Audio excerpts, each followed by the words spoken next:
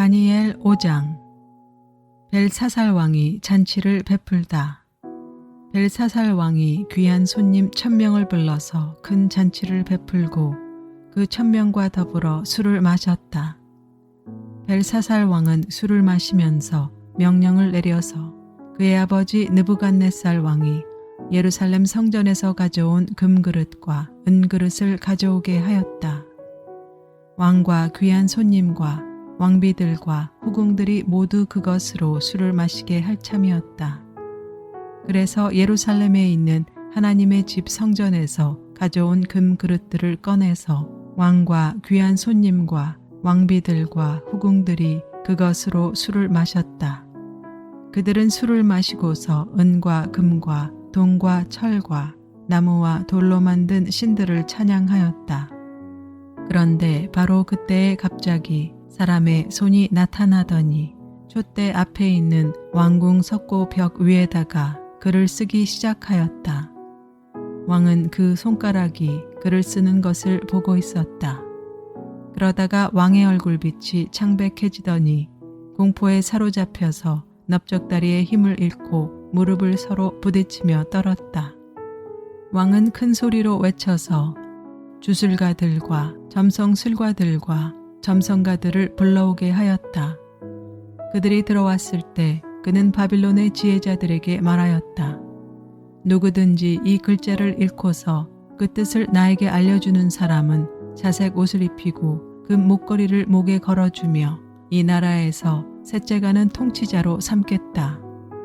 왕궁 지혜자들이 모두 나왔으나 아무도 그 글자를 읽는 사람이 없었고 그 뜻을 왕에게 알려주는 사람도 없었다. 벨사살 왕은 크게 낙심하여 얼굴빛이 변하였고 손님들도 당황하였다. 왕과 귀한 손님들의 고함 소리를 듣고서 왕의 어머니가 연회장으로 들어왔다.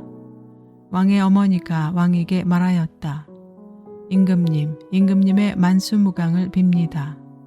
임금님은 너무 번민하지 마시고 얼굴에서 근심을 떨쳐버리시기 바랍니다.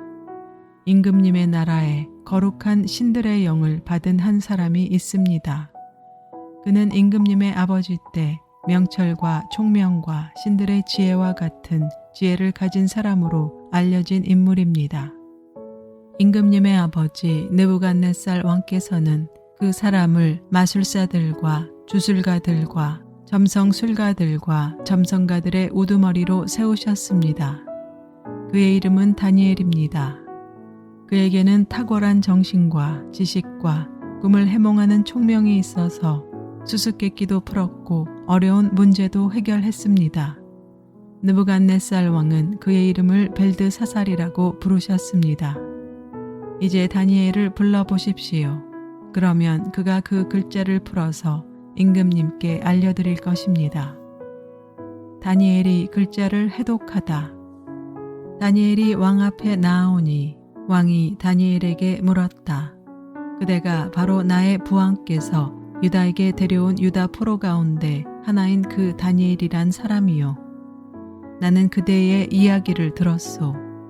그대에게는 신들의 영이 있고 명철과 총명과 탁월한 지혜가 있다고 들었소. 내가 지혜자들과 주술가들을 이리로 불러와서 이 글자를 읽고서 내 앞에서 그 뜻을 알아내라고 하였으나 그들이 이 글자의 뜻을 나에게 풀이하여 주지 못하였소. 그러나 나는 그대가 글자를 해석할 수 있고 어려운 문제도 풀 수 있다고 들었소. 지금 그대가 이 글자를 읽고 나에게 뜻을 풀이하여 주면 그대에게 자색 옷을 입히고 목에 금 목걸이를 걸어주고 이 나라에서 셋째가는 통치자로 삼겠소. 다니엘이 왕 앞에서 아뢰었다. 임금님이 주시겠다는 선물은 거두시고 임금님이 내리실 상급은 다른 사람에게 주시기 바랍니다. 그럴지라도 저는 이 글자를 읽고서 그 뜻을 풀이하여 임금님께 알려드리겠습니다. 임금님, 가장 높으신 하나님이 임금님의 아버지 느부갓네살 왕께 나라와 큰 권세와 영광과 위엄을 주셨습니다. 하나님이 그에게 큰 권세를 주셨으므로 민족과 언어가 다른 뭇 백성들이 그 앞에서 떨면서 무서워하였으며 부친께서는 마음대로 사람을 죽이기도 하고 마음대로 사람을 살리기도 하고 마음대로 사람을 높이기도 하고 마음대로 사람을 낮추기도 하셨습니다. 그러나 부친께서 마음이 높아지고 생각이 거만해지셔서 교만하게 행동을 하시다가 왕위에서 쫓겨나셔서 명예를 잃으신 일이 있었습니다. 사람 사는 세상에서 쫓겨나시더니 그의 마음은 들짐승처럼 되셨고 들나귀와 함께 사셨으며 소처럼 풀을 뜯으셨고 몸은 하늘에서 내리는 이슬로 젖으셨습니다. 그때야 비로소 부친께서는 가장 높으신 하나님이 인간의 나라를 다스리시고 하나님의 뜻에 맞는 사람을 그 자리에 세우시는 줄을 깨닫게 되셨습니다. 느부갓네살의 아드님이신 벨사살 임금님은 이 모든 일을 아시면서도 마음을 겸손하게 낮추지 않으시고 하늘의 임금님이시요 주님이신 분을 거역하시고 스스로를 높이시며 하나님의 성전에 있던 그릇들을 가져오게 하셔서 임금님과 귀한 손님과 왕비들과 후궁들이 그것으로 술을 마시게 하셨습니다. 그리고 임금님은 보거나 듣거나 알지도 못하는 금과 은과 동과 쇠와 나무와 돌로 만든 신들은 찬양하시면서도 임금님의 호흡과 모든 길을 주장하시는 하나님께는 영광을 돌리지 않으셨습니다. 그러므로 하나님이 손을 보내셔서 이 글자를 쓰게 하신 것입니다. 기록된 글자는 바로 메네 데겔과 바르신입니다. 그 글자를 해석하면 이러합니다. 메네는 하나님이 이미 임금님의 나라의 시대를 계산하셔서 그것이 끝나게 하셨다는 것이고, 데겔은 임금님이 저울에 달리셨는데 무게가 부족함이 드러났다는 것이고, 바르신은 임금님의 왕국이 둘로 나뉘어서 메데와 페르시아 사람에게 넘어갔다는 뜻입니다. 벨사살이 곧 명령을 내려서 다니엘에게 자색옷을 입히고 그의 목에 금 목걸이를 걸어주었으며 그를 그 나라에서 셋째가는 통치자로 삼았다. 바로 그날 밤에 바빌로니아의 벨사살 왕은 살해되었고 메데 사람 다리우스가 그 나라를 차지하였다. 다리우스의 나이는 62살이었다. 다니엘 6장. 사자 굴 속의 다니엘. 다리우스는 자기의 뜻대로 나라 안에 지방장관 120명을 세워서 나라를 다스리게 하였다. 또 그들 위에 정승 3사람을 세웠는데 다니엘도 그 가운데 한 사람이었다. 그리고 지방장관들이 정승들에게 업무를 보고하게 하여 왕에게 피해를 끼치는 일이 없도록 하였다. 그런데 다니엘이 다른 정승들이나 지방장관들보다 더 우수하였으므로 왕이 그를 나라의 통치자로 임명하고자 하였다. 그러자 다른 정승들과 지방장관들이 다니엘이 나라 일을 잘못 처리한 것을 찾아내려 하였다. 그러나 그들은 그에게서 아무런 실책이나 허물을 발견하지 못하였다. 다니엘이 임무에 충실하여 아무런 실책이나 허물이 없었기 때문이다. 그래서 그들은 서로 말하였다. 다니엘이라는 자는 그가 믿는 신의 법을 문제 삼지 않고는 고발할 근거를 찾을 수 없다. 그리하여 총리들과 방백들은 왕에게로 나아가서 아뢰었다. 다리우스 임금님, 만수무강하시기를 빕니다. 이 나라 정승들과 대신들과 지방장관들과 고문관들과 총독들이 모두 의논한 바가 있습니다. 임금님이 법을 한 가지 만드셔서 금령으로 내려주시도록 요청하기로 하였습니다. 그 법은 앞으로 30일 동안에 임금님 말고 다른 신이나 사람에게 무엇을 강구하는 사람은 누구든지 사자굴에 집어넣기로 한다는 것입니다.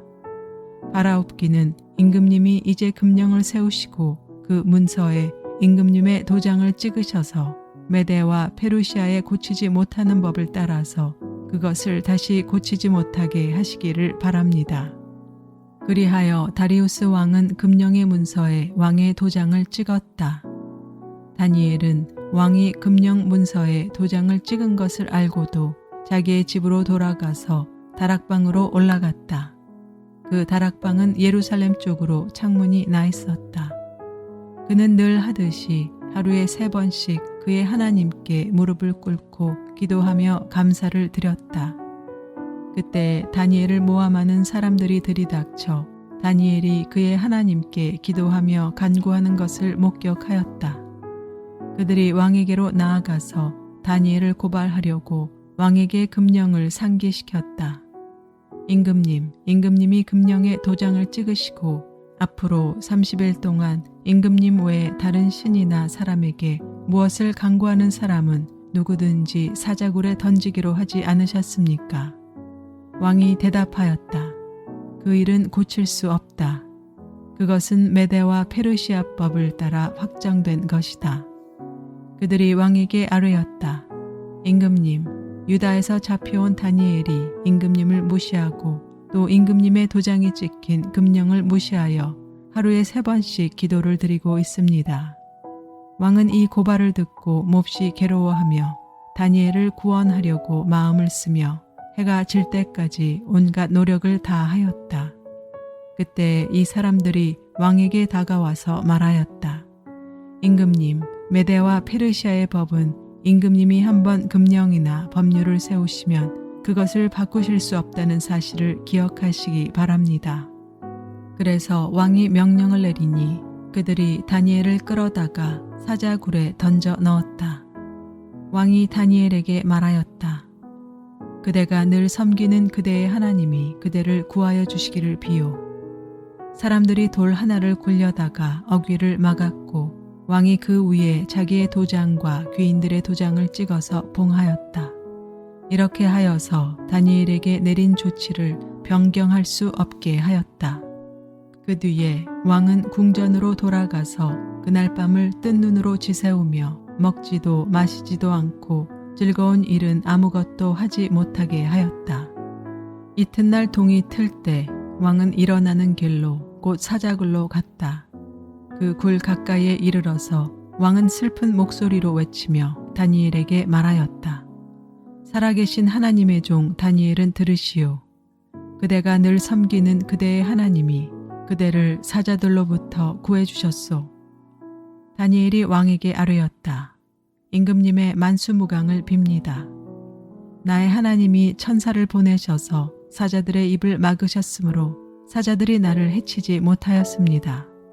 그것은 하나님 앞에서 나에게는 죄가 없다는 사실이 드러났기 때문입니다. 임금님, 나는 임금님께도 죄를 짓지 않았습니다. 왕이 매우 기뻐하면서 다니엘을 굴에서 끌어올리도록 명령하니 사람들이 다니엘을 굴에서 끌어올렸다. 그가 자기 하나님을 신뢰하였기 때문에 그에게서는 아무런 상처도 찾아볼 수 없었다. 왕이 명령을 내려서 다니엘을 헐뜯는 사람들을 데려오게 하고 그들과 그 자식들과 아내들을 사자굴에 던져 넣으니 그들이 굴 밑바닥에 닿기도 전에 사자들이 그들을 움켜서 그 뼈까지 부서뜨렸다. 그때에 다리우스 왕은 전국에 사는 민족과 언어가 다른 뭇 백성에게 조서를 내렸다. 내 백성에게 평화가 넘치기를 바란다. 내가 다음과 같은 법령을 공포한다. 내 나라에서 나의 통치를 받는 모든 백성은 반드시 다니엘이 섬기는 하나님을 공경하고 두려워하여야 한다. 살아계신 하나님이 영원히 다스리신다. 그 나라는 멸망하지 않으며 그의 권세 무궁하다.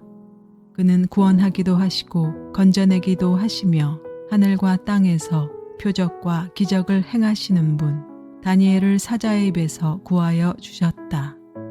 바로 이 사람 다니엘은 다리우스 왕이 다스리는 동안에 페르시아의 고레스 왕이 다스리는 동안 잘 살았다. 다니엘 7장. 네 마리 짐승 환상. 벨사살이 바빌론 왕이 된 첫 해에 다니엘은 잠자리에서 꿈을 꾸면서 머릿속으로 환상을 보고 그 꿈을 적었다. 그가 적은 내용의 줄거리는 다음과 같다. 다음은 다니엘이 한 말이다. 내가 밤에 환상을 보았는데 동서남북 사방에서 하늘로부터 바람이 큰 바다에 불어닥쳤다. 그러자 바다에서 모양이 서로 다르게 생긴 큰 짐승 4마리가 올라왔다. 첫째 짐승은 사자와 같이 보였으나 독수리의 날개를 가지고 있었다. 내가 살펴보고 있는 동안에 그 날개들이 뽑혔다. 그 짐승은 몸을 일으키더니 사람처럼 발을 땅에 디디고 섰는데 사람의 마음까지 지니고 있었다. 또 살펴보니 다른 짐승 곧 둘째 짐승은 곰과 같았는데 뒷발로 서 있었다. 그 짐승은 갈빗대 3개를 물고 있었는데 누군가가 그에게 이렇게 말하였다. 일어나서 고기를 많이 먹어라.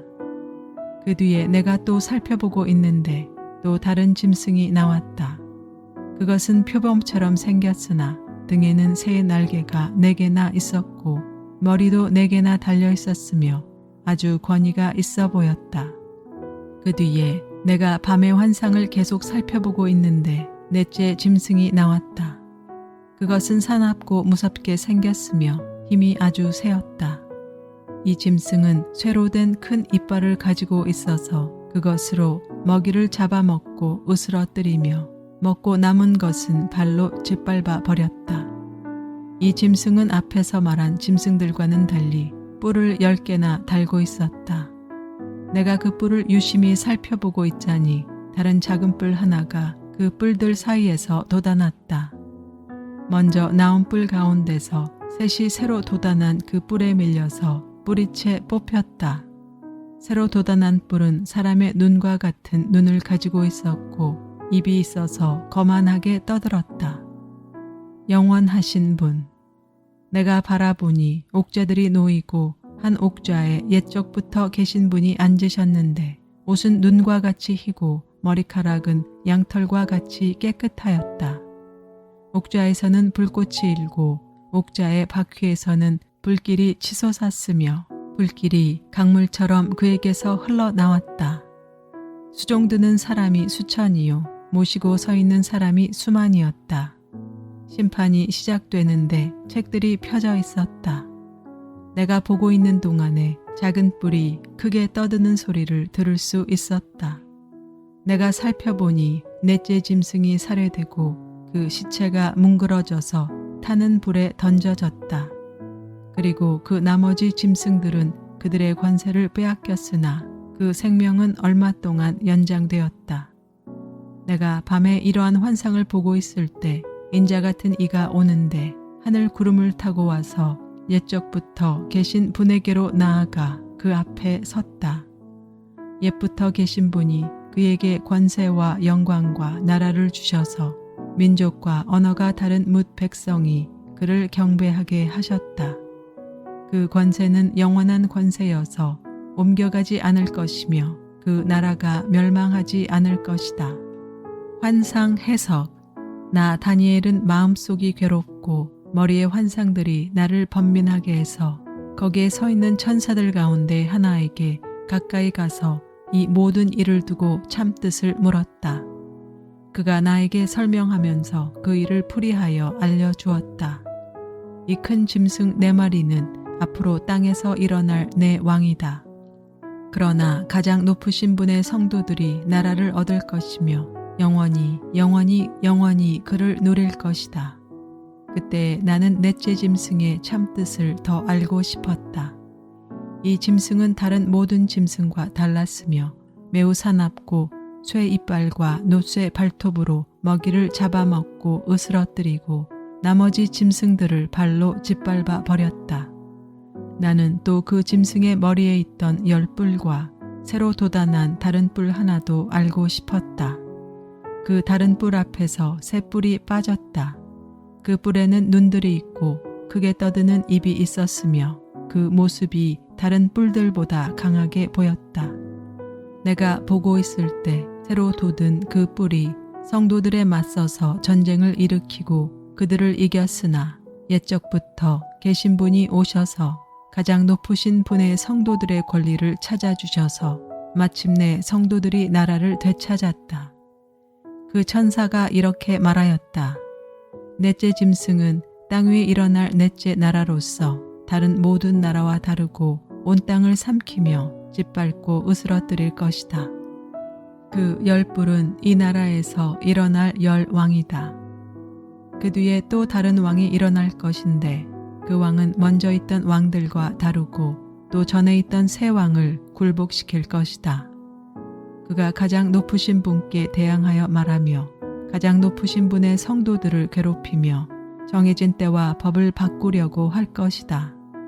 성도들은 한 때와 두 때와 반 때까지 그의 권세 아래에 놓일 것이다. 그러나 심판이 내려서 그는 권세를 빼앗기고 멸망하여 없어질 것이다. 나라와 권세와 온 천하 열국의 위력이 가장 높으신 분의 거룩한 백성에게로 돌아갈 것이다. 그의 나라는 영원한 나라다. 권세를 가진 모든 통치자가 그를 섬기며 복종할 것이다. 이것이 그 환상의 끝이다. 나 다니엘은 이 생각 때문에 고민하여 얼굴색이 변하였지만 이 일은 마음에 간직하였다.